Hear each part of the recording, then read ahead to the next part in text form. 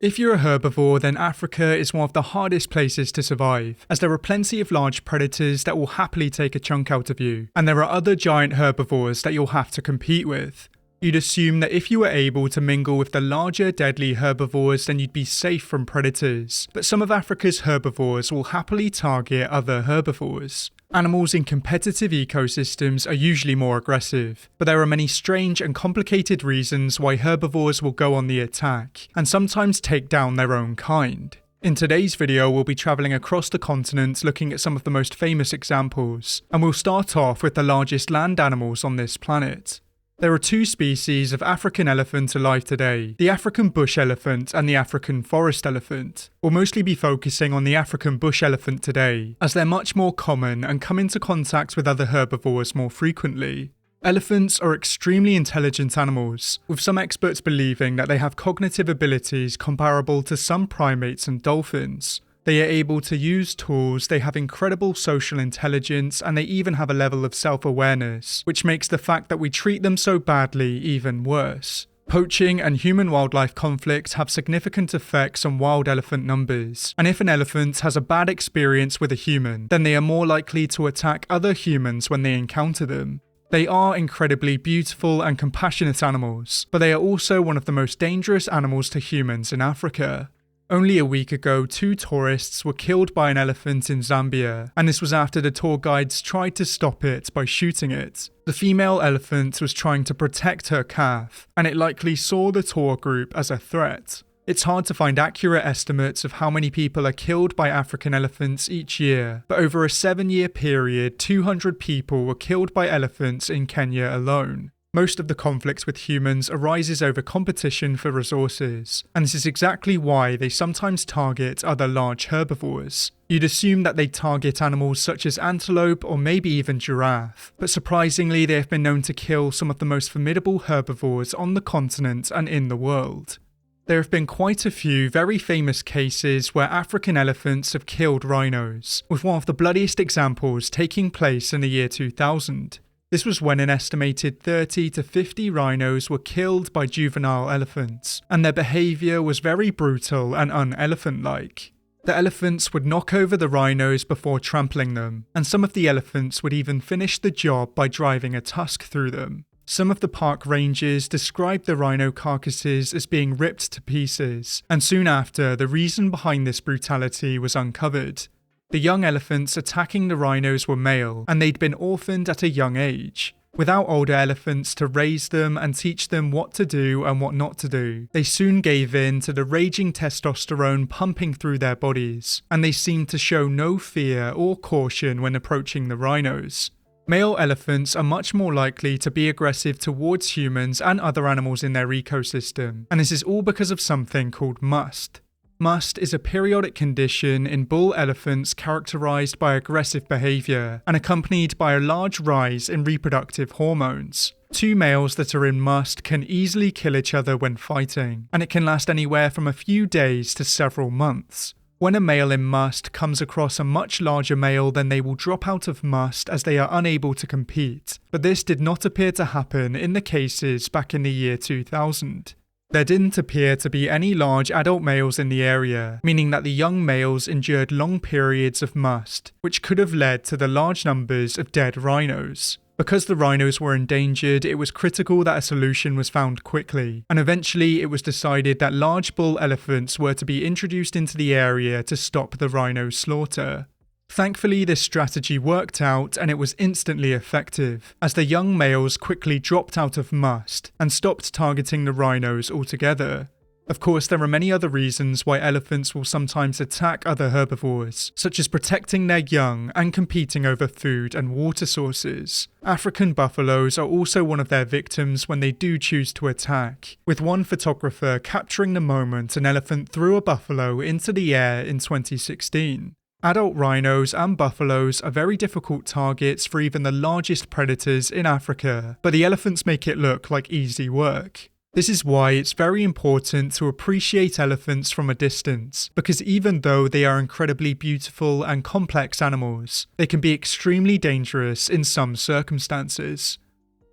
Gorillas are the largest of the great apes, and both species are only found in Africa. Even though they are the largest and most formidable primates on this planet, they aren't as aggressive as other primates such as chimpanzees. With this information, you might ask why the chimpanzee doesn't feature in this video, but there's a good reason why they're absent. It's true that chimps are extremely aggressive and will often turn on their own kind, but chimps also hunt and often consume the meat of other animals. Even though gorillas will sometimes eat insects, they are considered herbivores, meaning that they're better suited for this video.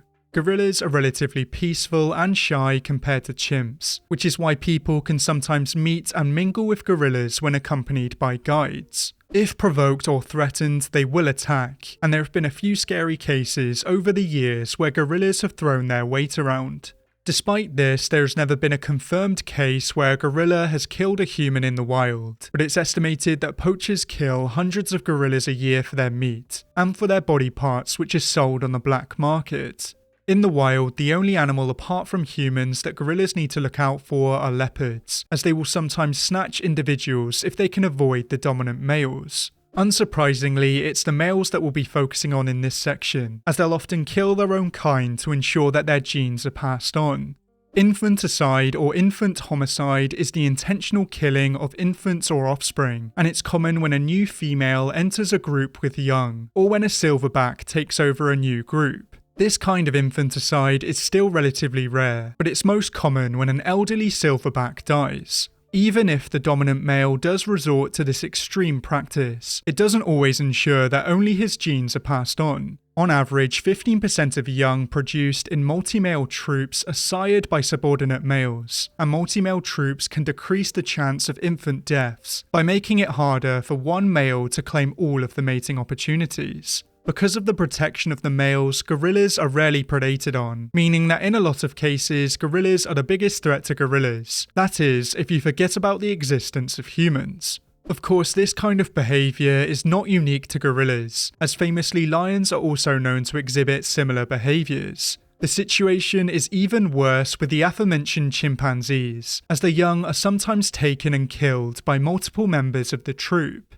This sometimes leads to the females leaving troop so that they can give birth in peace, and this also allows them to keep their newborns safe. So even though life can be tough for young gorillas, at least they aren't chimps, and their lives are mostly carefree if they can make it to adulthood.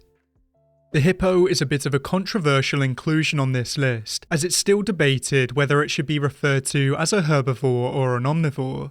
As I've covered in previous videos, hippos will sometimes feed on carcasses, but it's very rare for them to actually kill an animal to consume it.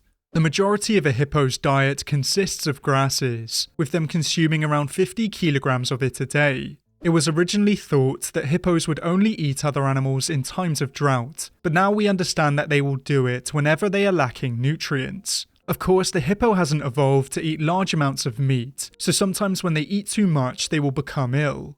Because hippos are primarily herbivores, many experts still class them as such, and if you agree that the hippo is a herbivore, then it's an obvious inclusion on this list. That's because famously the hippo is one of the most aggressive and unpredictable large mammals on this planet, and they claim the lives of more people in Africa than most African predators. It turns out that hippos don't only lash out at humans that they meet in their ecosystem, as other African animals also have reason to fear this chubby mammal. There are thought to be three main reasons why hippos attack other animals so often, with one of them being that they see other animals as a threat, a second being that they are very territorial, especially in the water, and the final one being that they want to eat the animal. But this last reason would be in a very small number of cases. They are most likely to attack animals that often have to cross rivers, such as wildebeest and zebras. In the rare instances where they do feed on meat, they usually get it by scavenging drowned herbivores, or by stealing the kills off of predators such as lions and crocodiles. Even though this whole section does make the hippo seem like quite a villain, they do sometimes help with wildebeest and zebra crossings by attacking the crocodiles, as well as attacking other herbivores that enter their precious murky homes. Hippos will also eliminate one another in disputes over territory and mates. Other individuals are often caught up in these fights and also suffer, and to see just how dangerous it can be to be surrounded by hippos in the water, all you need to do is look at this classic clip of a crocodile that made some very bad decisions. So it turns out that not only do hippos claim the lives of a large number of herbivores each year, but they'll also take down pretty much anything that annoys them or scares them. Zebras are usually seen as relatively calm and peaceful animals, and even though this is true in the vast majority of cases, they aren't very kind to their rivals. In this section, I'm not going to try and convince you that zebras are dangerous animals to be around, as they're generally not, but the males can be extremely aggressive to one another, and some fights result in fatalities. All three species of zebra live slightly different lives to one another, but they're normally found in some kind of group. The breeding seasons vary from species to species, but when they do choose to mate, the males will quickly come to blows over females. Fights often involve powerful kicks and bites, and they only end when one of the males backs down, or when one of the rivals succumbs to its injuries or exhaustion. Despite this, it's still very rare for a male zebra to be killed by a rival, as they usually give in before it goes too far. Unfortunately, there's another, darker example where zebras will eliminate their own kind, and it's something that they have in common with gorillas and lions. Male zebras will sometimes attack young foals sired by other males, and even though this may look brutal through human eyes, it's the best way for them to ensure that they pass on their genes. If a female is looking after a foal, then she'll experience delayed ovulation and mating, but by taking down their rival's offspring, then they trigger the female's reproductive cycle. The more you look into this type of behaviour, the more examples you'll find, and this explains why so many animals are overprotective of their young. They not only need to protect their young from predators, but also from their own kind, and this is why most female mammals with young should never be approached. So even seemingly harmless African animals have a hidden dark side, and it makes you appreciate how hard life is for wild zebras.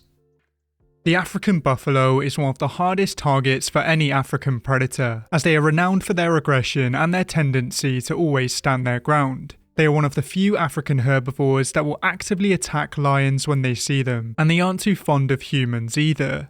It's hard to get accurate estimates on how many human lives are lost to these mammals each year, but most estimates are in the hundreds. This is why they are often referred to as widowmakers or Black Death, as they are one of the most likely animals to attack hunters in the bush. One of the strange things about the African buffalo is that they aren't only aggressive when they're threatened, as they will actively seek out and ambush other animals. They'll even get into fights with animals as large as elephants, as we saw at the start of the video, and I'm sure many lions will tell you how deadly their hooked horns can be. It doesn't take much to get on the wrong side of an African buffalo, and they're known for being extremely territorial. If a herbivore doesn't realise that they've angered an African buffalo and they can't react in time, they can easily fall victim to these giants, and even young elephants aren't safe. For our final section, we'll be looping around to the start of this video, as we'll actually be taking a look at rhinos. As we learned earlier on, some young bull elephants have shown how capable they are at dispatching rhinos, but these animals are pretty formidable in their own right. Once they reach a certain size, then they have no predators apart from man, and one of the biggest risks to their life is other rhinos. There are a few problems with the rhino's defensive strategy, as their horns have made them a target for poachers around the globe, and they also make it relatively easy for them to eliminate one another. There are a few reasons why rhinos will engage in fighting, with territory and mating rights being pretty high up on the list. If you're a rhino, then it might be a good idea to try and sort these issues out with words, as there's a pretty high chance that fighting might be the last thing that you ever do. Black rhinos are the most likely to injure and kill one another when fighting, with around 50% of males and 30% of females dying from combat-related injuries. Black rhinos are believed to have the highest rate of mortal combat recorded for any mammal, and with rates this high, it's a surprise that there are so many of them still around today. Black rhinos are also known for being the most aggressive rhino species, and they are relatively reactive and confrontational. Some sources claim that they are so easily startled that they will sometimes charge trees and termite mounds, so it's easy to see that if you're a herbivore in the wrong place at the wrong time, you could end up with a rhino horn-shaped hole in your side. Unfortunately, it's not only wild animals that need to be wary around rhinos, as tragic incidents have also occurred in captivity. In January of this year, a zebra was killed by a white rhino at Colchester Zoo, but the zebra's fatal wound was not caused intentionally. According to witnesses, the female rhino was sparring with her son, but while trying to move the zebra out of the way, she impaled the zebra on her horn. This shows us just how dangerous these animals can be, as one careless swing can easily end your life. I'm sure many lions will also tell you that they are even more dangerous if you try to bite them, but not many of them live to tell the tale. Of course, there are a few other animals around the world that could have featured in this video, so if you think you know of any, then let me know down in the comments below. But for now, thank you for watching, and I'll see you next time.